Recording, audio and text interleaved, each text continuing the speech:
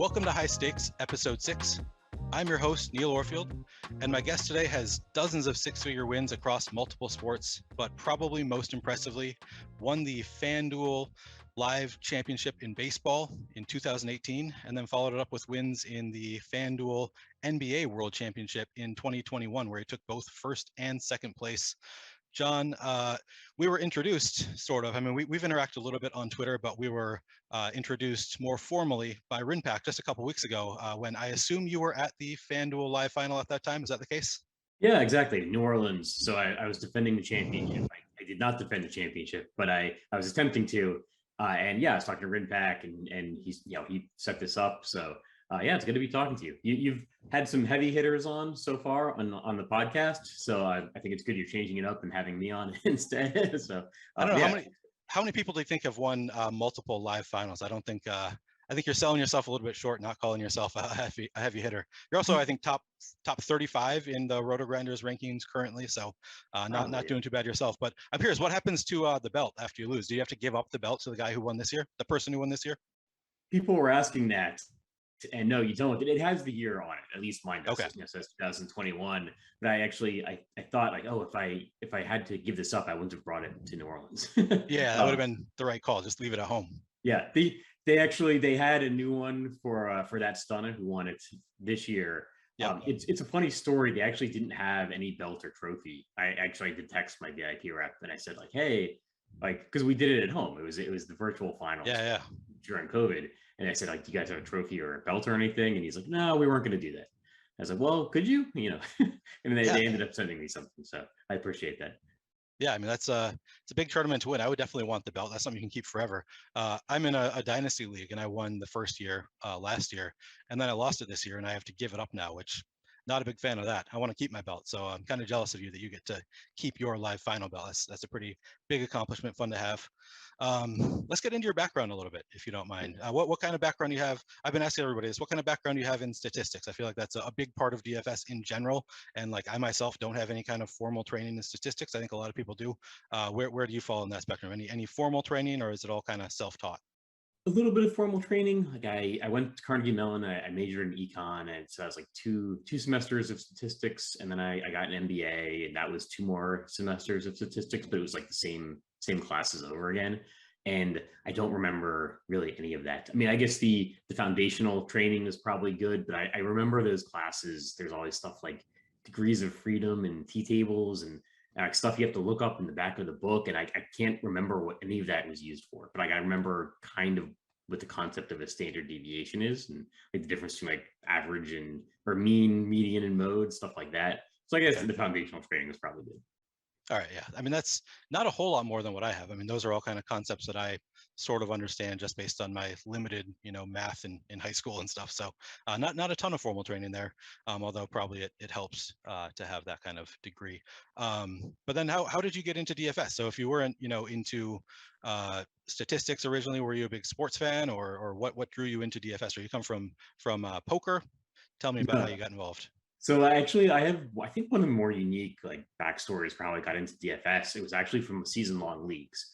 So my wife is actually really against gambling. So is my father-in-law. My wife's first job after college was in a divorce law firm. So she was like combing through the financial statements of people, right, where it all went really, really poorly. And my father-in-law is a financial planner, and he's kind of the same thing. So both of them are kind of a little bit against gambling. And I was in a season-long league with my friends that I'm still in it. It's been going on for about 25 years now. It was a couple $100 a year, and I shouldn't even like that. But I won the league a few times, and so that gave me like a couple $1,000s in winnings that we kind of said I could do what I wanted with. And I started playing the Yahoo season-long leagues for money. It was like probably 2012, 2013. I had about 10 of them for $250 each or $100 each, and I doubled my money for a couple of years. And then like the next year I did like 20 leagues, and then I think it was 2014 I had like 70 Yahoo Pro leagues that were like $100 each or $250 each. And these are just with random people or like friends? Right? So you just sign up. So I took the money that I won from the league with friends, and I used that as a bankroll for these season-long leagues with people I didn't know, and I did really well. but it was incredibly labor intensive. Like I'd get up at like Yeah. 3 a.m. to do like waivers for like all 70 leagues. It would take about 5 hours, and then I would have like a 2-hour commute to work on top of that. And then so I had about $20,000 as a bankroll, and by that point, like people knew I was super into fantasy football. So they would say, "Oh, have you heard of this FanDuel and Draftkings stuff?" And so then I started in 2014. It was probably my first entry, but I played like a handful of contests. And then in 2015, like I was playing every day. Like probably by the beginning of 2015, I was playing every day with that like $20,000 bankroll that I had from the season-long leagues. Okay. So you're doing 70 season-long leagues at a time. Were you? I assume those weren't like the kind of waivers where like you can pick up a player immediately or like at any time, because I feel like that would be impossible to keep track of if you have the style of waivers where it's always open, where it's not like a new waiver deadline every day or something. Am I No, right about that? they would. It's like a standard thing, and it's probably still the same. Like where waivers would run on Tuesday night, and I think it was like 3 a.m. Eastern time. Waivers would finish, so I'd wake up to like pick up the guys who I thought should have been picked up because I didn't want to lose the waiver position, right? So like I wouldn't use my waiver. I'd wait and pick the guy up at like 3 a.m. as soon as like it was clear he hadn't been picked up by anybody else. Nice. Okay. So it's more like, I guess that's how most leagues are kind of run these days. I feel like I used to be in leagues where it was like you could pick up a player anytime you wanted, and I can't imagine doing that for more than a few leagues. I also noticed actually while I was looking at your Roto Grinders profile that you have a badge for a season-long championship. Do you know what I'm talking about? What's that about? I think it's just the internal Roto Grinders, like either Okay. football or basketball league. I wondered about that. Yeah, I've had a couple of good Roto Grinders, like internal season-long leagues or season-long. Okay. All right. So you started playing DFS 2014, 2015. Were you a winning player right away? And did you immediately play high volume, or did you kind of ramp it up over time? No, it was terrible. So I talked about how like my wife was against gambling, and I had this like $20,000 bankroll, and I was playing every day in 2015. And I basically got to the point where I had lost that entire bankroll and like a little bit more, and like had that terrible like pit feeling like in my stomach where like I've lost like too much money. But I had one thing that was kind of saving me throughout the whole year is that I was playing like very small volume relative to what I do now. They had like a bracket style survivor pool FanDuel did for football that season, and I got a ticket to that, and it was a minimum prize of $5,000, and like if you beat your opponent in round one, you got like $10,000 at least, and if you advance to the next round, you got like 20,000.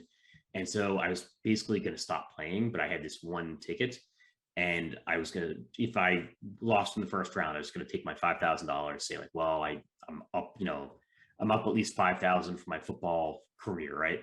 And I advanced to round 3, and so I won $20,000. I was even for the year, and I was like, I'm done. I'm not going to play this anymore, and because I'm even, I got out, I got my $20,000 back, like I'm done.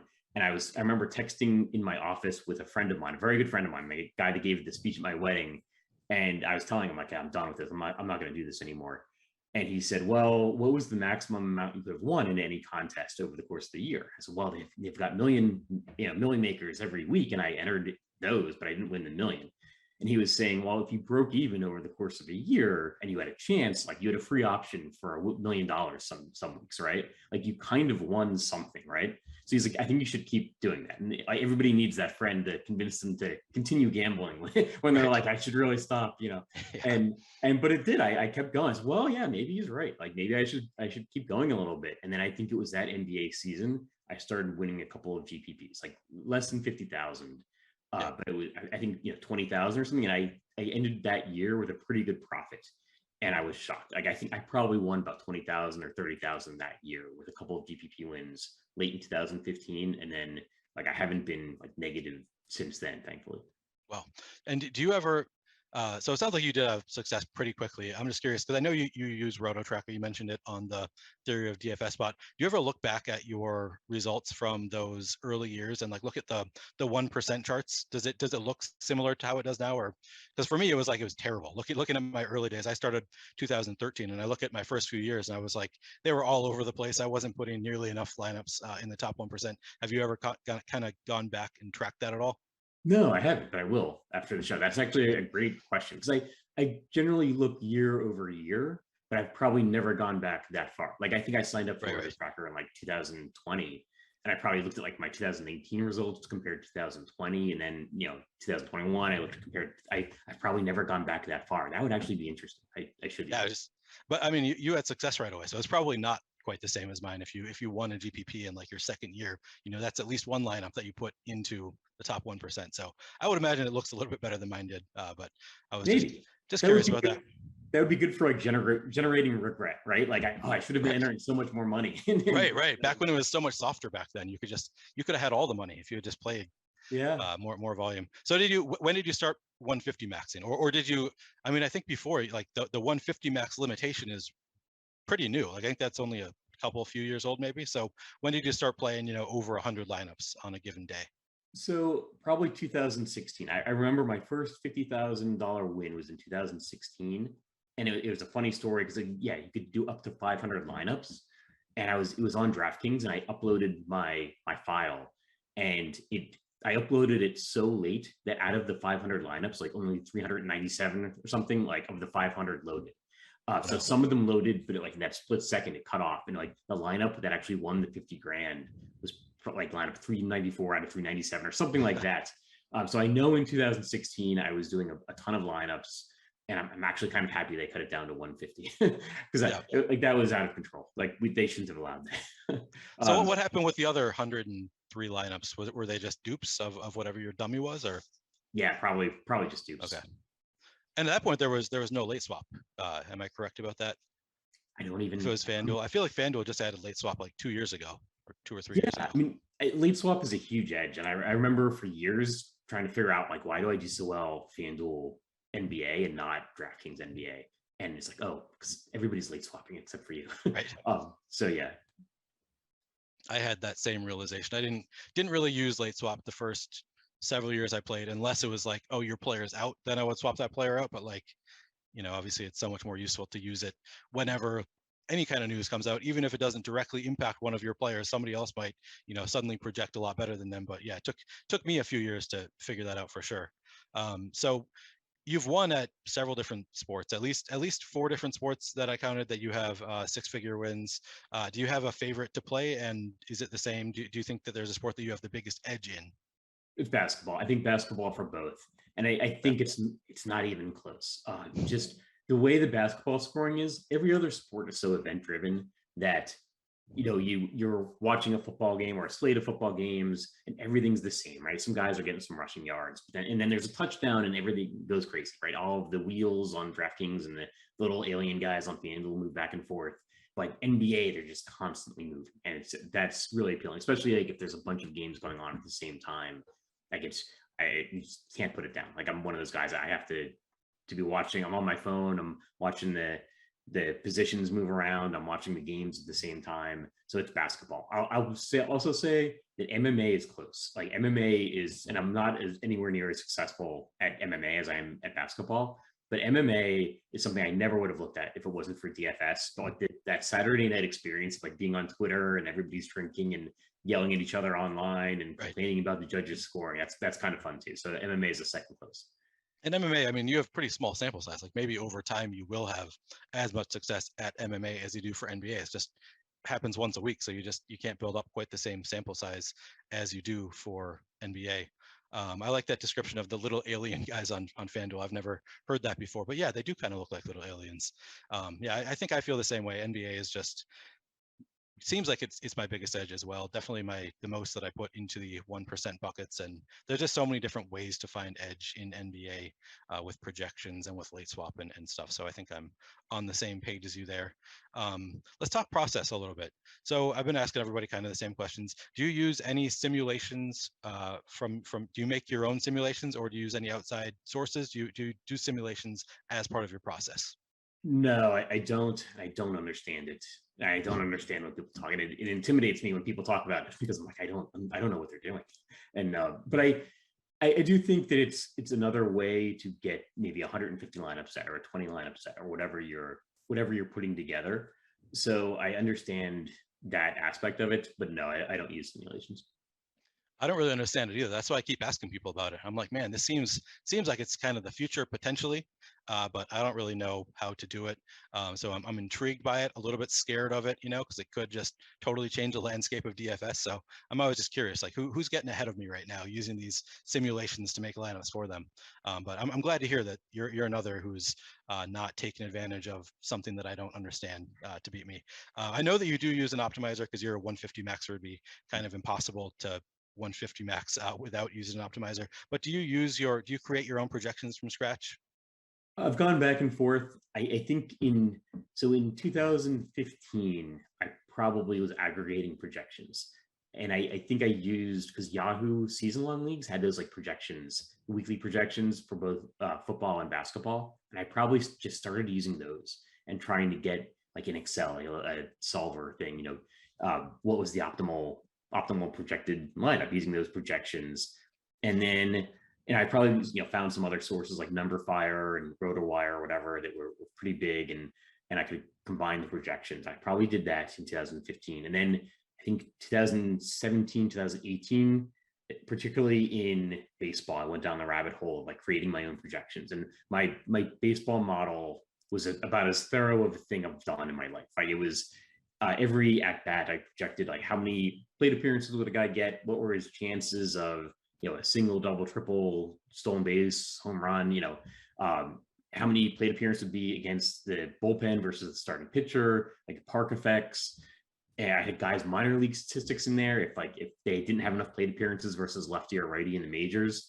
And it was a way too complex. And I used that for a few years and it gave me my own projections, and that was nice. But I realized I think 2019, 2020, I did the whole year transposing two columns. Like I had like stolen bases and triples or something. Like I was using the wrong columns, and these are probably the two best columns to mix up because they're pretty similar. Right. But after that, I was like, what am I doing? Like I can't maintain this thing. And so I signed up for the bat. Like last year, I actually had a very good baseball season using the bat. I'm like, I'm going to pay Derek Carty $300 to do this because that's what he does, and he's going to maintain it. And it's basically he's looking at everything that I'm looking at. So yeah, I don't use my own models anymore. I probably the most accurate description of what I do is just aggregate projections and then adjust as I see fit.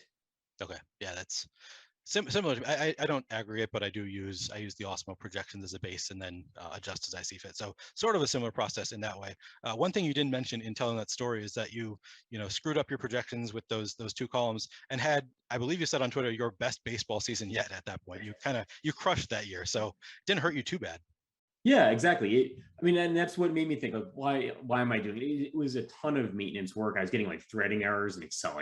My laptop couldn't keep up. Excel couldn't keep up, and it made baseball as stressful as basketball is, right? Because like a guy would get put in the starting lineup and he doesn't have any major league numbers, and I'm running to like Fangraphs and Baseball Reference to get his like minor league stats and get them plugged into my spreadsheet as quickly as I can to get a projection for him. I should just project 8 or whatever, right? Like he's going to about 8 FanDuel points, and so I realized it wasn't worth it. Okay, yeah, that makes sense. And one thing I've been talking about with a few different DFS pros recently, so I consider myself an exploitative DFS player in that my whole process revolves around ownership projections and figuring out how I want to get different than the field. And I've heard some very successful DFS players say that they don't use projections at all in their process. So I'm curious where you fall on that spectrum. Do you factor in ownership at all when you are creating your lineups, or is that something that you just create the best lineups from a projection standpoint and don't worry about ownership? It's interesting because I didn't use ownership at first, and I would hear people talk about it kind of like simulations, right? And I would say like, oh, you don't need to do that. But I remember describing even in 2015, like how I could win DFS contests by saying it's like the NCAA tournament, right? Like in your office bracket pool, 80% of people are going to pick Kansas if they're a 3-1 favorite, because they just say, well, who's going to win this year, right? And they'll, Kansas is only a 25% chance to win it by the Vegas odds, but 80% of people have Kansas in the pool. And like, that's basically ownership. Like I was describing ownership, even as I was saying like, oh, you don't need to worry about this ownership projection. Like, so I really was thinking about it. I don't think about that so much in basketball because I make my own projections, or at least I have, or I am adjusting projections as I see fit that I don't necessarily need to worry about ownership. Like if I like a guy, I like him whether other people like him or not. But I actually think playing MMA during COVID helped me to think about ownership a little bit more, because that's one of the few things you have. And so I think about it more probably in the last couple of years than I did previously. Okay, yeah, I feel like MMA is one of those sports that there's no correlation. There's nothing really else to it. So I feel like that's kind of the only edge you can find is in ownership discrepancies. And maybe I'm totally wrong about that, but that seems to be. I mean, it's the way I play for sure. Is just trying to get different than the field, so you don't get duped 100 times, or you're not competing with a bunch of very similar lineups. So that makes a lot of sense to me. And how much time do you spend typically on a slate? So let's talk NBA first. What time are you typically starting your NBA process? What does your preparation look like? It depends if I have to do content. If I have to do content, I'm probably looking at it earlier than I would otherwise. But there's days where I won't really look at it until 5 o'clock Eastern time, 5:30 Eastern time. I used to have a thing where I would set a lineup the night before of guys that I thought were noteworthy, because I would tend to watch the games more so than I do now. And I would put in the $1 dribbler at the time, right? Like I would, when I could still play it, I would pick a lineup of guys who I really liked, who I thought had good defensive matchups, like they're going to be matched up with somebody that can't play defense, or somebody that I think is getting more minutes, or I may even hear the broadcaster say like, oh, I'm talking to the coach, he's looking to get this guy more involved. And I would make one lineup each night of guys like that for the next day's slate. But then I really would not look at it at all until maybe 5 o'clock, and then 5:30 you're starting to get really relevant injury reports, and then you gotta really put your lineups together. So when you were doing that, did you still create lineups that would typically add up to close to the max salary cap, or was it just literally just like, these are guys that interest me? So it could be all min price guys that interest you. What were you doing there? Because that sounds similar to what I do in that, or what I used to do. I don't really do it as much anymore. I've kind of just like recently in the past few weeks, I've stopped doing this as much. But typically what I've always done is create a lineup that seems interesting to me and is a viable actual lineup. And then oftentimes I'll only crunch 149 and keep, one of my placeholder lineup. I've kind of gone away from that now. I just kind of use the optimizer, but I'm curious if that's what you do, where you create like one actual, like pretty good lineup of players that interest you, or are you just kind of throwing in 8 players or 9 players, I think on FanDuel, that all interest you and you're not really worried about actually making a good lineup? I would try to make a viable lineup just in case I forgot to change it, Okay. which had probably happened a couple of times. That's why I would do it in the $1 dribbler, or a low dollar contest. But there were a couple of times when there would be so many guys that were at a minimum price that I thought were interesting, that I would leave a ton of salary on the table and just say, well, I'm going to remember to adjust this, but I would also want to remember that I liked these guys at first glance. So I would do it both ways, but I'd try to make it a viable lineup if I could. Okay, that makes sense. Just kind of as a reminder of who you like when you're just looking at a glance, which I think that's a good thing to do, because sometimes you can kind of get lost in the weeds when there's so much information changing and suddenly new players pop up who look good. And for me, at least, sometimes I totally forget about the players that, the night before I thought looked good, and then those players smash and then end up regretting it. So I think that's a smart approach. What about for MLB? So NBA, you say you usually start looking 2 hours, maybe an hour and a half. If you're not doing content, you'll start looking around 2 hours beforehand. Is it the same for MLB? MLB, you can look a little bit later, although they have the afternoon slates too. But MLB, really, everything's gotten pretty robotic for me. I used to spend a lot more time on MLB because I liked the sport probably more than I do now. But like now I'm just getting the starting lineups, and I know like what the implied run totals are, and I know generally what stacks people are going to be on, and then like I go from there. But like, baseball, I'm probably more willing to spend time earlier in the day on it, like because like basketball, what's frustrating is you can spend time early on the day, then everything's going to change, right? So it's almost like that time is useless. Baseball, that time's not going to be useless, but you don't necessarily need to spend it either. So like if I have extra time, sure, I'll peruse like what starting pitchers are going, and what what the matchups are, what does the weather look like. But you don't need to, like, so I can start the baseball process later if I have to. Yeah, I think I'm the same way there too. Like I typically start my baseball process way later, but I will also consume content just for the heck of it, sometimes earlier in the day. So I think I'm sort of in the same page there. What about any other sports that do you have a much different time frame for any other sports? Do you spend 80 hours a week on MMA, or is it about the same for every sport? So I actually have a chess is okay story, All right. because that's where the 80 hours a week comes from, right? Yeah. Um, Yep. and I actually met him in San Francisco, and he has no idea who I am, but he changed my life a little bit because I met him at the San Francisco basketball final. It was Draftkings 2019. I just quit my job the week before, and I finished in fourth place in that contest for $200,000. So I was feeling really confident because I just quit my job last week. I got this $200,000 payday. This is fantastic. And I met him after the contest. Like everybody goes out drinking to the bar, next to the hotel or whatever. And actually, one of my friends from New York had met him in New York and knew him from New York very, very briefly. And I was talking to Chess is okay. And I said, I just won this live final in 2018. I, finished fourth place here for $200,000. I just quit my job last week. And he says to me, like, how long have you been doing this? And I say, I've been doing this, since like 2015. He says, have you won $1 million yet? So like, yeah, with this $200,000 win, I'm probably over $1 million in lifetime winnings. And he says to me, if you would quit your job 3 years ago, you'd have an extra $1 million. Like you should have quit your job 3 years ago. And I was like, wow, that's intense, right? And then it gave me a lot of confidence that I could do this, right? And I can go into the higher stakes contests and win. And so I started doing that, and I immediately went on like a $300,000 downswing. I was like so angry, like I never should have listened to that guy in San Francisco. But so he kind of affected my life. But thankfully I've come back since then, which is good.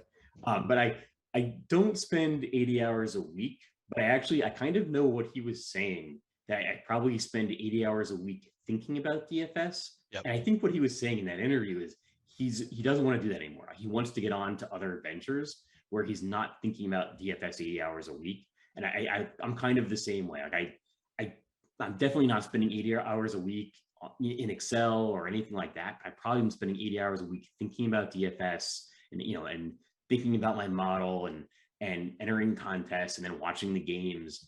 So I don't spend 80 hours a week grinding, but it's a time consuming process. Yeah. And I don't think I spend nearly 8 hours a week thinking about it and stuff. I think that I actually thought about it a lot more before I got good at it. Like I think that when I was newer to DFS, I spent a lot more time thinking about lineups and stuff. And for me, I feel like, I spend a lot of time thinking about DFS, don't get me wrong. But I feel like it's actually like less so earlier in the day. Like I don't think about the NBA slate until 4 o'clock Central, 5 o'clock Eastern. And then I'm thinking about it the rest of the night, but like, I don't spend as much time like in the morning thinking about it and stuff. But it sounds like the advice that Chess OK gave you ultimately kind of did work out, because ultimately you were able to push that edge. I feel like that's advice that I've heard him give. He was on the Theory of DFS podcast also, and he was trying to push Blender to stop being such a nit and start maxing out and playing the higher stakes and stuff. So I think he's big on pushing your edge if you have it. So it's funny that he gave you the same advice several years ago, and ultimately you did, and it's been paying off. Yeah, and maybe Blender shouldn't be such a nit. I don't know if you saw last night. Yeah. I did. Yeah, he had an okay night last night. Let me take a quick break from this conversation with John Breslin to tell you about our sponsor, No Host Advantage. No Host Advantage is bringing you a different way to enjoy DFS with player props contests. It's 100% peer-to-peer to help level the playing field. Over 500 player props are offered, and all new users get a $25 deposit bonus with promo code Awesemo. That's AWESEMO. No Host Advantage has mass entry capability and big prize pools. Beat your friends, not the house. Use our No Host Advantage projections and optimal lineup tool to help you take down big prizes. Download in the App Store or play on nohostadvantage.com. So we got a listener question about NBA. So Alex K14 asks, in NBA Classic, for a normal slate of 5+ games, can you talk about your approach to identifying which chalk is good chalk and which chalk is bad chalk? It's somewhat slate dependent, but I will say like the value, right? Like the projected points divided by the salary is a good indicator, because sometimes you'll have these guys that they just have the best value for the night, and it's like it's 5.5 or something like that. But they're not even starting. They're just everybody's in their regular role for the entire slate, so there's no screaming value plays. But like this guy's going to be 60% owned because he's the best value out of a bunch of crappy values. But like other times you see this guy like Obi Toppin, the last couple of nights, right, where he's going to play 30 something minutes. He's priced around 3,000, 3,500. He's going to get good usage because like Julius Randle is sitting. Like that's a chalk you do not want to fade. I mean, even if it busts, right? Like even if he gets hurt the first play of the game, it was still screaming value, exceeding anything else on the slate. So like if somebody's like screaming value exceeding anything else on the slate and exceeding like a numerical thing beyond other days, then you do not want to fade that chalk. Like bad chalk is guys that have tentative minutes who are going to be highly owned, and they're not that great of a value relative to other slates. Right. Yeah. Some days there are just guys are chalk because there's no good chalk. Like so bad chalk becomes the guy that people play because they have decent enough projections that they just make it into optimal builds. So then even though they are unlikely to hit a ceiling and they don't actually project that well, if they just project a couple points higher than the next best cheap guy, sometimes bad chalk will, make it become chalky, even though they're not a great play. Is that kind of what you're saying? Exactly. Okay. Let's talk about live finals a little bit, because in your RotoGrinders profile, you're described as a live final specialist, and as we've mentioned, you took first place in the 2018 FanDuel World Fantasy Baseball Championship, and both first and second in the 2021 FanDuel World Fantasy Basketball Championship. You've had a lot of success in other tournaments as well, but these ones really stick out to me as somebody who doesn't do a whole lot of live finals, and these ones are obviously some of your highest prize pools. I mean, I don't know if is 500,000 for one of them. Is that the highest you've won in one single lineup? Yeah, absolutely. So yeah, last year, like the 2021 FanDuel Basketball Championship, I got first and second. And that is by far my best night ever. So 500,000 for first and 200,000 for second. Yeah, that's a pretty solid night. And you mentioned that you got fourth in the Draftkings Basketball Championship a few years ago. That was, did you say 200,000? Yeah, so that was San Francisco. That was the 200,000. I lost that very shortly after after winning it. But but yeah, so. And then I actually have I have a big trophy from the Draftkings 2020 baseball live final. I finished third place, but it was only 75 people. It was like the COVID baseball final for like the half season. So I think it was like a $60,000 win, but I got a nice like bronze trophy out of it. Nice. And yeah, I think that's all of my top 10 live final finishes. I went through a phase like 2018 to 2021. Where I just cleaned up seats though. Like I think I was the only one. No, it was me and Jeff El Jefe. We both had 5 seats to the 2018 NFL FanDuel and the 2019 FanDuel NBA live final. And I generally have had like 4 or 5 seats for FanDuel, NBA, and MLB live finals. What is the max for those contests? They change it every year, actually, and this year I think it was 7. Okay. And I actually at the beginning of the year I thought, oh well, this is great. I'm gonna have 7 seats to the FanDuel basketball final. But actually I ended up with 2. I had 2 first place finishes and 7 second place finishes, which is like crushing. Yeah, that's pretty brutal. But I mean it was good to go down there and have fun. But yeah, I think for most of the time it's been 5 seats. And a couple of those seasons I got 5 final seats in like 27 qualifiers. Like I just cleaned up. Okay. And what attracted you to live final qualifiers to begin with? Because it seems like it's kind of a big focus for you. I mean, you play obviously a lot of other tournaments as well, but I feel like of the pros, you play live finals. You focus on live finals, I think, more than most. So what attracted you to live finals to begin with? I think just luck. Like I didn't do it until 2018. Like I would occasionally, looking back at my history files, right? I would occasionally play a qualifier. I have no idea why I would play them in like 2016 or 2017. Like what would make me play it versus not play it? Probably overlay. And then 2018, early in the baseball season, I think it was April 2018. I entered one. There was probably overlay or something like that, and I probably entered whatever the maximum number of lineups was, and I won it. And I remember thinking, I've been doing this for years and I've never won a live final seat. I can't believe I won this. And then I'm going to try again tomorrow night, see what happens. I tried again the following night and I won 2 nights in a row. So after not winning a live final seat for years, I won them in back-to-back nights. And that was for the final that I eventually won. And I went out there to San Diego. I got 2 more seats over the course of the season. And so I had 4 seats going out there. And I thought it would be the only time I ever did this, but it wasn't. Like I won it, and then it's kind of the rest of history. Because then I took that bankroll, and then I played. I maxed out the football qualifiers, and I got 5 seats for that. And then same thing, I got 5 seats for the basketball qualifier the following season for FanDuel. And then I started getting like Draftkings seats. and I would generally do pretty well. So at the live finals, but I don't know if there was anything that made me better at the live finals themselves, that those first couple of tries. But like once I did do well, I just said, well, this is my thing. I'm gonna do it. Okay. Yeah, it's funny for me. I never had any interest in live finals. Like it's not something that I ever really tried for until I, sort of just happened on a Tournament of Champions ticket when I won the Millie a couple years ago. And then it was so it was like I won this ticket to go along with a contest that I would enter regularly. And then I went and I was like, oh wow, this is amazing. Like they treat you like a VIP. Like it's just a really fun time. You're there with a bunch of other DFS players.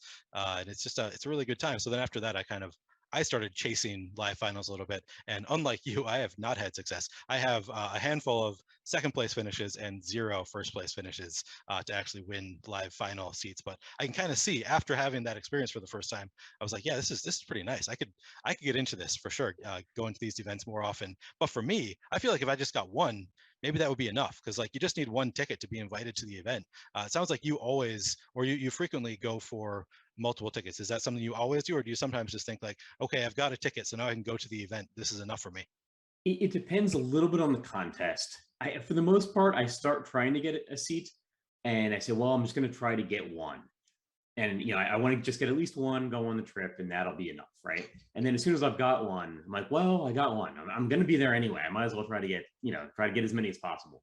But I actually do think, I think those first couple of live finals, I think I did actually take them much more seriously than everybody else, because they were my first ones. And I actually think I looked up and looked at the qualifiers, and I saw like, what did each of the people play to get here? And that would actually give me some guidance to what I wanted to do in the live final. So I actually remember that first live final, everybody was having a lot of fun, and it was my first one. And I wanted my friends to have a lot of fun. But actually, I was sitting just looking at baseball statistics, and the whole time. And I was like looking at like, what did everybody else play to get here? And that actually led me to say, well, I'm actually going to play a little bit of a chalkier lineup, because everybody did these like way off the board stacks to get here to this baseball final. I'm going to go with the chalky lineup, which ended up winning. So and now I probably take them a little bit less seriously now, and I probably should. Now I go, I'm like, oh, this is great. I'm just gonna have a great time. I should probably be a little bit more focused. You just won one a year ago, so I don't think you've gone too far wrong. Right. So I'm just curious, to these live finals. So I know you win one ticket, you get to bring a guest, right? So if you win 2 tickets, do you get to bring 3 guests, or how does that work? Exactly. Or you can generally cash in a second ticket for some kind of 60% or 80% of the travel expenses or something like that. I try to bring guests because the sites throw these as marketing events, really, and so they want a bunch of people there cheering. So if I can find people to go, I'll generally bring some friends along, depending on the event. Okay. Yeah, I know you did a thread on Twitter at one point about you brought your children to the FanDuel. Sometimes will allow you to bring kids. Draftkings doesn't allow you to bring kids. I believe that was you, right? You've brought your kids to some of these events. So I have one daughter, and one daughter. It's funny because I brought her, because I started going to FanDuel events first, and I think I brought her a couple of FanDuel events, and they're like, oh, hey, this is great. And then I took her to a DraftKings one, and I didn't realize it was 21 and over, and like they're really strict about that. and like so it was just at the welcome reception, and I brought her in, and it was at a club / restaurant. But I checked with the management to make sure, like, can I bring my daughter in? She's 3 years old, and they're, oh yeah, that's fine. As long as it's okay with the people throwing the event, it's fine.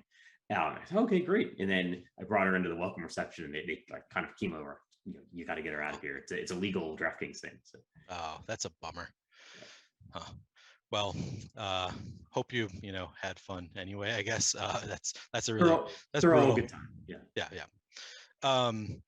So one to bring things down a little bit more. So we've just established that your daughter got kicked out of an event. Let's get like really dark now. So one morbid statement that you made on the Theory of DFS podcast was that in these qualifier events where you have to qualify to be in the event, mathematically you could expect that some of the people who have won tickets die before the event. I'm curious if that is something that you've actually seen play out in finals events where like there are empty lineups of people that you presume could not participate for some reason. So it was kind of based off of 2 things, and one of them is actually kind of a sad thing. So the final I won, my first one, I actually, after I won it, everybody's at the bar and celebrating. I'm walking around with a giant check, and I see one of my friends was talking to a woman for maybe 20 minutes. And so I asked him, like, oh, who is that? And it's like, oh, she was asking about you. Are you the person that won the contest? And it turns out that, her husband had won a seat and had passed away before the contest. And Wow. so she came out with like her sister and, got some friends to put together a lineup, and FanDuel, supported them. And so it actually has happened. And I don't know. I'd check with FanDuel and DraftKings. It probably has happened more than once.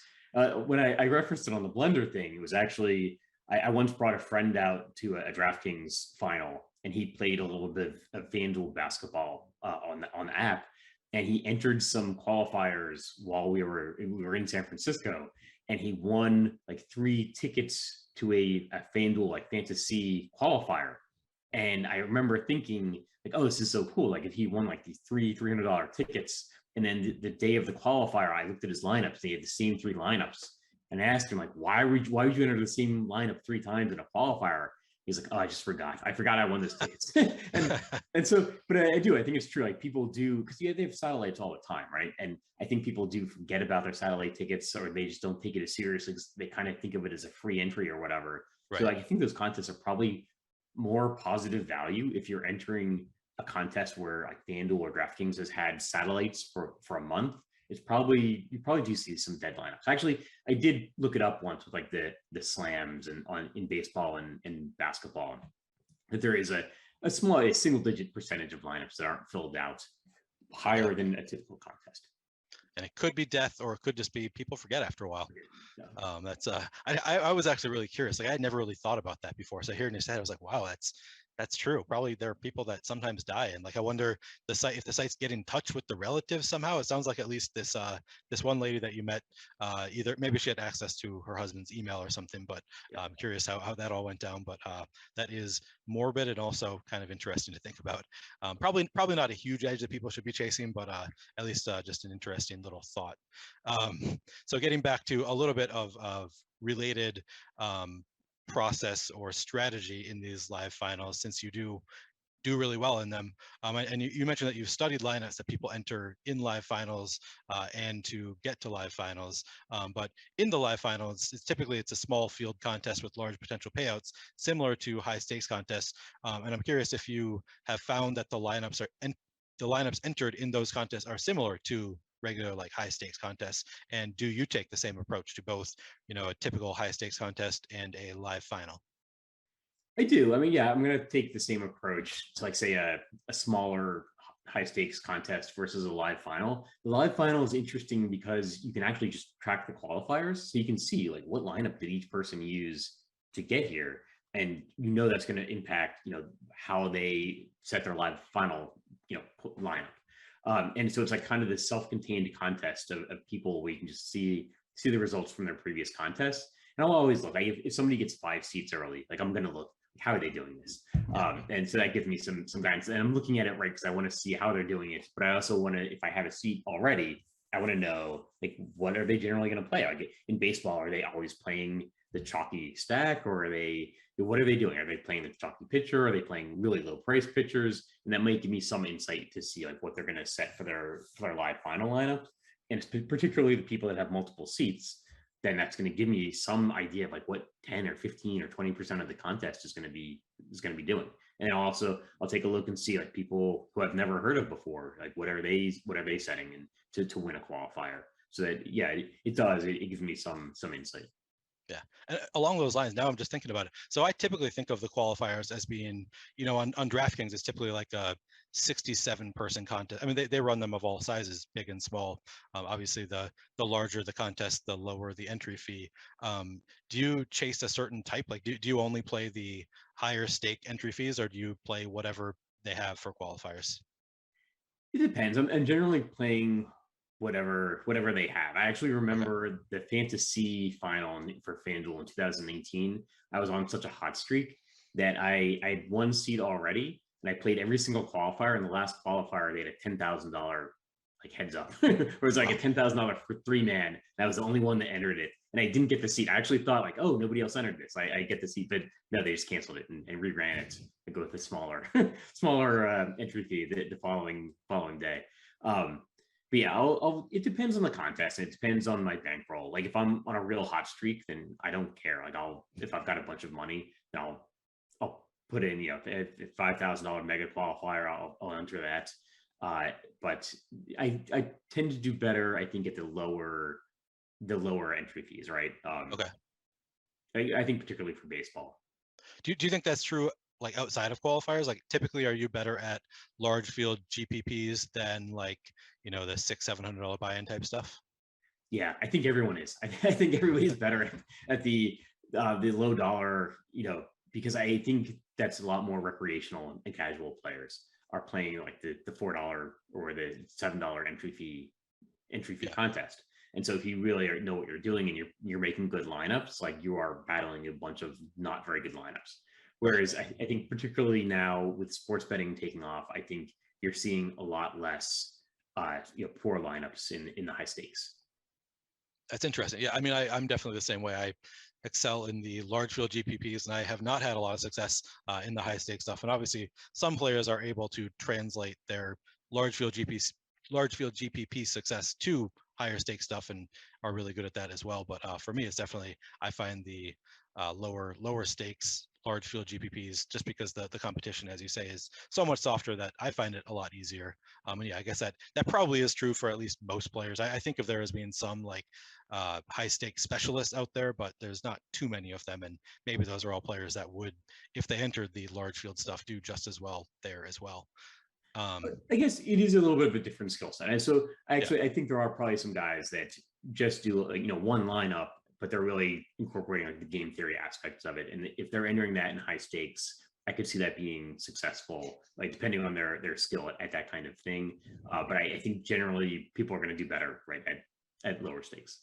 Let me take a quick break from this conversation with John Breslin so I can remind you to give us a like and subscribe so you can keep up with all of our DFS shows, DFS offers, giveaways, and much more. Once you subscribe, hit that notification button to get alerts when our shows go live. Be sure to also check out our monthly podcast giveaway. Just subscribe to our podcast channel and leave a 5-star review with your Awesemo username or Twitter handle to be entered to win a free month of Awesemo Plus Platinum. Now, here's something that I've never had any experience in, and I know that you have, so I want to talk to you a little bit about StakeKings. If I had to guess, I'd guess that you're probably the winningest DFS player who has ever participated in StakeKings, and if you're not, you're definitely close to it. So I'm curious if that is something that you are still participating in, and if you can describe a little bit what it is. Sure. Yeah, it caused a ruckus a few years ago for me. So it was a couple of years ago. I don't use it anymore. And so I think after my 2018 live final win, I think they contacted me and said, hey, we'll do a special. You just, won this final. We'll have you like a no site fee contest. So you can charge like 10%, but we won't charge 10%. And that was a good deal for people. Yeah. And then I didn't use it again. So I think I maybe did it once or twice in 2018. And I got a little bit of money back, which means I was losing money on the contest, right? And then 2019. So what it is somebody just buys some of your equity in a tournament. It can be like a live final qualifier. It can be a package of GPPs. I used to do like a package of my basketball entries on FanDuel or Draftkings for the night. That would include the lower entry fee contests packaged with like if I was entering the monster or something like that, or the 888. And then the site charges a 10% markup, and then as the player you can charge whatever markup you want. And I used it again in a little bit in 2019, just doing like the base 20% markup, because a lot of people just do like the site takes 10%, the player takes 10%, 20% markup. Yep. And then in late 2019 I started using it a little bit more for basketball, because I was in a really bad run, like kind of like I described. Through the end of 2019 I did very poorly until basketball in 2019. And so I was like, I want to enter, like I want to max enter the 888, or I want to max enter the monster, but I really don't have the bankroll to lose. And like it's like starting to weigh on me, losing this money. So I'm going to put it on StakeKings, and it takes some of the risk away for the player. And it's kind of fun for the people don't have to come up with a good lineup. They can just buy some of my hopefully good lineups. But I was charging that flat 20%, and I didn't use Roto Tracker yet. And I actually started using Roto Tracker at the same time, like in early 2020. And my stakings balance at that point was very negative. It was like a 5-figure negative balance. And I realized I was not charging anywhere near high enough markup. And Oh no. for how well I did in FanDuel tournaments, just like particularly FanDuel basketball low dollar tournaments. Like I had like a 45% ROI, and that's why I had negative balance. So I set an absurdly high markup for my live final. Kind of figuring it's like the culmination of the basketball season, and these people that that have won money, if they want to buy some of like I only put 5% of the live finals up there, but if they want to pay, if they want to pay like 70% markup for my FanDuel basketball live final, I've done really well. I've won a live final before. I'm the only guy with maximum seats or whatever. If they want to pay 70%, they can. And some people really objected on Twitter. It got into a little bit of a thing. I vaguely remember that being the case, that there was some conversation going on. I didn't remember that was that was why it was, because you had such a high markup. Yeah, I just as I was looking researching a little bit for this interview, it came up that you had done StakeKings, and I like vaguely remembered that, but I had not seen you post recently. So I was curious if you were if you had just kind of stopped posting about it because you didn't want to have that conversation every day. But it sounds like you've stopped doing it recently. It did. And honestly, what happened is, so the guys that were kind of getting on me about it were guys that have like almost unlimited bankroll, right? And they had no idea who I was. And that kind of angered me. And because I felt like I've been doing really, really well. And like I'm the guy that has like the maximum number of qualifier seats. Like if anybody's charging this markup, it should be me. But I was doing the math a little bit wrong because of the minimum payout. Like I was incorporating that, thinking like, oh, they're getting like a minimum 25%. And somebody pointed out on Twitter, like, no, that you're not calculating that right. So it was too high. And I should have had like a cap on how much people should have bought, like a cap on how much they could buy in at that markup. Yeah. But it angered me a little bit because I didn't have I was a really good basketball DFS player, but I didn't have the bankroll to enter the higher stakes contests. Right. And the guys who were giving me a hard time, I felt like I could beat them, but they had an unlimited bankroll. And so they were just kind of saying, oh, this guy is scamming people. You shouldn't be buying into his staking stuff. And that was kind of self-serving for them. Yeah, they didn't want you in their contest. Exactly. Like if I didn't have the stakings money, I couldn't enter those contests and beat them. And those guys like are successful DFS players that don't know who I am still, and they've got unlimited bankroll. So but I did. It was something that made me very angry. Okay. Well, so with that in mind, would you recommend that people do buy that people buy percentages of other players on stakings? Do you think that it is a good deal or could be a good deal for people who want to buy into DFS pros or people who put themselves up on stakings? And what should they look for in a DFS player before buying into them on stakings? So mathematically, it might not be good. It depends on the markup, right? It depends on the markup that the player is charging.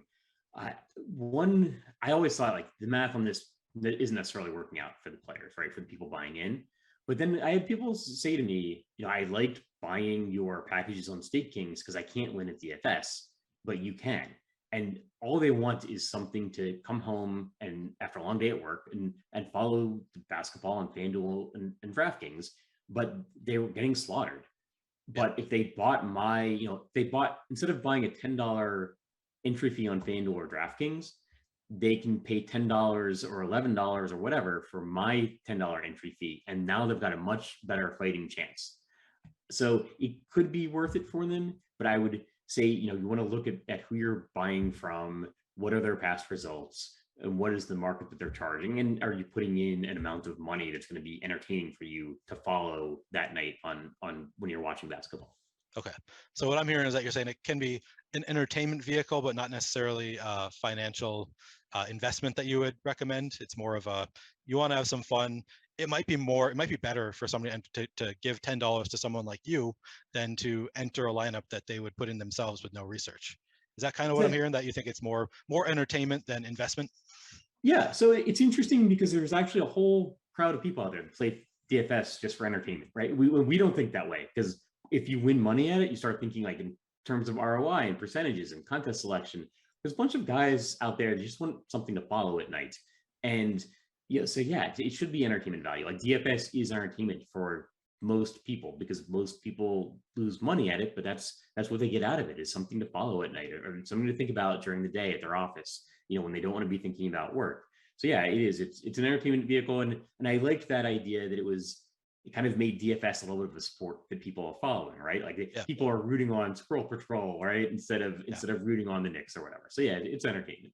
It's like a little bit of a community there. That's kind of fun. So what about for DFS pros? Would you recommend it to other DFS pros to put themselves up on Stakekings? Yeah, if they want the bankroll, it actually really worked for me the way it was supposed to work, really, until the ruckus, right? Where I had skill, but I didn't have a bankroll that matched my skill, because I just started with with a smaller bankroll than a lot of the successful DFS players, and I really just churned that and churned it and churned it until it was something pretty big. But I mean, the variance can really still get to you. Yep. So if you want to, like, let's say you're somebody that can afford to put a few entries into the monster or the 888, but you would really like to max it out, and you can put that on Stakekings, and you're charging a markup, maybe hopefully commensurate with what your past results are, and that's giving you the bankroll to then enter those larger contests and give you your shot. Okay. Yeah. Seems like a potentially good idea. I can see the merits to it for sure. I can see why you would enter it. Yeah, I don't see too many pros doing it. There are a few people that I follow on Twitter that I see are regularly posting on Stakekings. So it's sort of something that I've looked at a little bit. I don't think that I'll be doing it, but I can definitely see the merits to it. I haven't looked at it in a while. I probably haven't looked at it in over a year. Okay, so not something that you're interested in doing right now, maybe in the future, but not currently part of your process. Yeah. I really did like the idea of I like the idea of like DFS as a sport itself. Yeah, it's a fun idea. Yeah, and people investing and putting money on almost like sports betting on DFS players. Like I thought that was an interesting concept, and that was one of the things that attracted me to it. And if I go back to it, it would probably be for that reason. It reminds me of Whistles Go Woo brought up on Twitter going into the Tournament of Champions this year, the idea that Draftkings should have a contest where you pick who is going to win the Tournament of Champions. So like doing, contests related to other DFS contests where it's, like golf, you're picking a winner, six players from the pool. That would be kind of a fun concept. Be fun to find different ways to kind of gamify DFS, I think, is kind of what you're trying to do there. It's interesting. I've talked to FanDuel and DraftKings about that and said, you guys should do this. And they've always said no, because for one reason, they think the salaries would piss off the players, sure. Right? And they don't want to piss off like their best customers, but also, and I know like Whistles Go is the geese. He's got like 5 seats and he wants to win this final. And when I've had a bunch of seats to live finals, I've thought, why don't you guys put together this contest? But there's maybe like a dozen people that would actually be interested in it, right? Like there's really, or maybe like 100. It really wouldn't be as appealing, unfortunately, as you might think when you're the guy sitting there with like 5 or 7 qualifier seats. Right. Yeah, just a fun thing to think about, I guess. So let's talk about the state of DFS just a little bit, because you had sort of, I don't think you were trying to have a hot take, but you had a take on your interview with Blender. So it's over a year ago, just a little bit over a year ago at this point. But I thought it was kind of a hot take. You suggested that it was possible that the field is actually getting worse in large field GPPs because DraftKings and FanDuel have been adding sports betting, and so new customers have been coming in, and they've been kind of entering DFS and potentially watering down the field a little bit. I'm curious if you still think that that's something that might be going on, or if your stance has changed. I don't know if you said definitively that you believed it was happening. You just posited that you thought it might be happening. So I'm curious what your stance is at this point. I think it's a possibility. I think it could go either way. I do think that sports betting is impacting DFS. I think particularly at the higher stakes, but I don't know for sure. Like it just feels like the higher stakes are getting much sharper. And anecdotally, I think there's people in, like, say New York, right, who they used to do a FanDuel lineup or a DraftKings lineup, but now they're just going to come home and they're going to put $500 on the Knicks, right, or $100 on the Knicks. So like maybe they were entering a $100 contest, and relatively high stakes to maybe a couple $100, and they would put together a crappy lineup.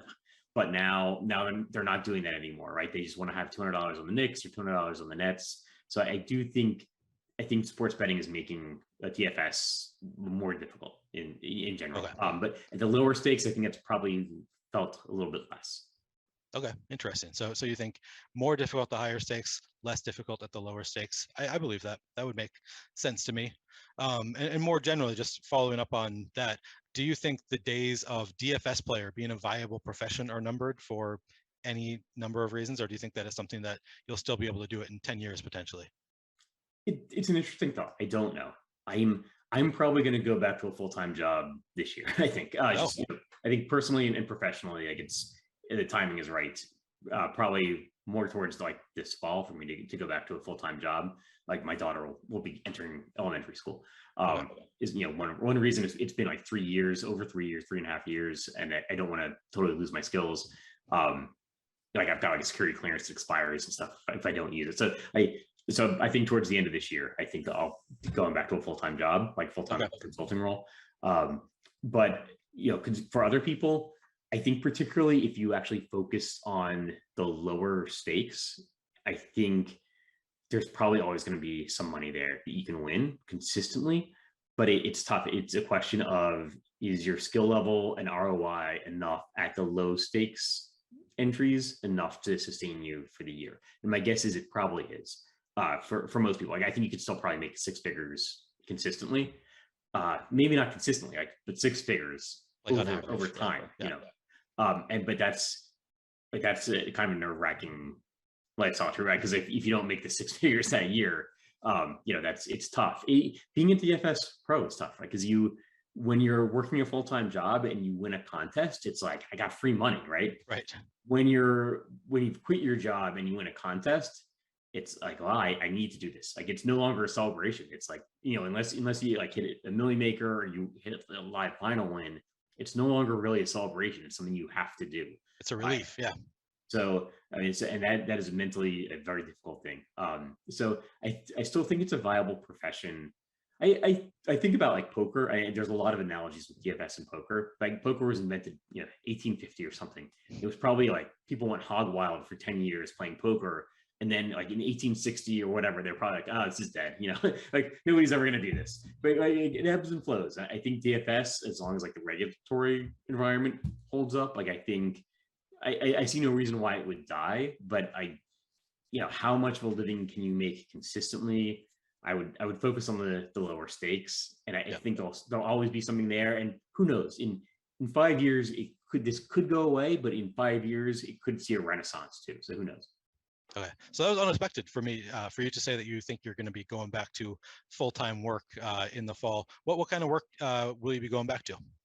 So I did IT project management beforehand. I'll probably go back to something similar. Although before I quit my job, I was doing HR software, and I would probably focus more on like data analytics and data science, because that just fits in with the DFS. I'll take some of the skills I gained from DFS and apply that to a job. I've always thought, I've had this discussion on Twitter too, and I think I had it with like petty theft, who I've never talked to him about in person, but about, I think the skills you need to have to be a successful DFS player are actually very high paying skills. So a lot of people would just be better served getting a full-time job with benefits than they're trying to play DFS full time. Now, obviously, like you just $1 million. So, so maybe I don't know, but it depends. But I'd also argue, like, you don't necessarily need to be, and it gets back to the 80 hours a week thing. Like, depending on your job, you can probably do your job and also, get off at 5:30 and enter your NBA lineups, your MLB lineups. So you don't necessarily, like, I don't think I'm going to quit playing DFS. I just think I'm going to go back to getting a full-time job. Do you think it will affect your DFS play at all? I think you'll play any lower volume, or do you think you're going to keep up about what you've been doing? I'll probably do lower. I mean, this is all hypothetical, but I would probably play lower volume. Okay. But it really depends on my bankroll. Like I'll see how things go. I'll still go after the live final qualifiers most likely, and that actually takes a lot of bankroll. So yeah, we'll see how it goes. I don't necessarily have a plan. All right. Well, John, I know that you need to get going pretty soon, but I want to close it out with one final question. We got pretty dark there in the middle, but close it out with something happy. So you've had success both at live finals and in regular GPPs. I'm curious if you generally prefer live final wins or wins from the comfort of your own home, and if you can tell me about your favorite celebration. Sure. I'll try not to get emotional about it, right? But I think the wins, people have asked me, like, did it bother you that you won this final and you had this incredible finish sitting at home? And it actually did not, because I actually felt like it did not change my life as much as the first wins I had in 2015 and 2016. Like those first like basketball wins where you would win like $20,000 or $50,000, and like that changed my life. Like I had a bunch of student loans. Like I was probably like negative net worth, with my student loans, like mortgage, and like winning like $20,000. I can pay off like a student loan with this. And I would always like have my dog next to me when I would win those early contests, right? Like my wife would go to bed at like 10 p.m. Basketball ends at like midnight. My dog's like curled up on the couch, and he passed away in 2019. And when I won the live final in 2021 with FanDuel, it was late at night, and it took me back to those first wins, like the wins that really changed my life. And there was a picture of my dog there. I was like, buddy, like there was a timeout at 1:45 left in the last game, and I was clear I was going to win. I was like, buddy, still looking at this picture, like you would not believe what we just did. Like it took me back to those days in like 2016. That was probably my favorite celebration. Obviously winning $700,000, and it didn't bother me that it was at home, because it felt very circular. From those early contests, winning those.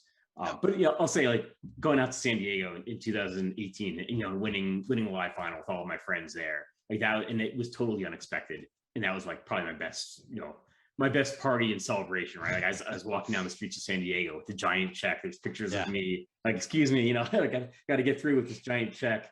So that was my favorite, big party and celebration. Winning a live final in person, I think. Okay. Do you think that it's a coincidence that your favorite win is also the one where you won the most money? No. No, of course not. But I will say, like, it didn't change my life, which says, I've had a successful DFS career. I had already paid off my loans, and paid off the cars and everything, right? And so I would actually say maybe my favorite celebrations really were those first ones in 2015 and 16. Now that I really think about it, like those ones changed my life. And those are the ones that gave me then the bankroll to enter a little bit more contests, and then eventually, quit my job and do this professionally for some amount of time. So for years, right? So I think like probably my favorite celebrations, really are those ones, sitting on the couch, having a scotch or having a beer, with my dog sitting next to me being like, man, I just won $20,000 playing fantasy sports. Like that is never going to get old. That's why DFS, as long as it's legal, right? Like it's going to keep going, because that is an unbelievable feeling when it happens for the first time. Yeah, I think I agree with you. Those early ones, when it's just like it's so life changing early on, then eventually you've won enough that it doesn't change your life quite as much. Like now you're used to it a little bit. It doesn't, you don't have the same loans you need to pay off. So I think that makes sense that the early ones kind of hold a special place for you. They do for me as well. Well, thanks again to John Breslin for joining me on episode 6 of High Stakes, and to Mike Lawrence for producing. You'll be able to catch episode 7 of High Stakes next week at 8 p.m. Eastern on YouTube, the Awesemo YouTube channel, or wherever you can find your podcast. Thanks for watching, and have a great weekend.